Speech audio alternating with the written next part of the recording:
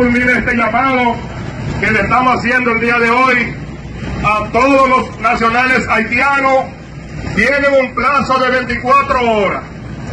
24 horas tienen los haitianos para que abandonen los Pedernales.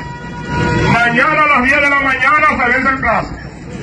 A caminar los barrios porque vamos a sacar los haitianos de Pedernales. Las autoridades de Pedernales están avisadas de lo que pueda suceder mañana. Mañana a las 10 de la mañana están todos avisados. Los haitianos tienen que retirarse de Pedernales. Mañana a las 10, todos convocados para la calle. Recordarles también a los hombres y mujeres de que esta noche prendan velas frente a su casa.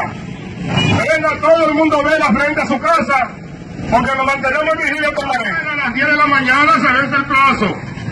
Están advertidos los haitianos de que tienen que retirarse de Pedernales.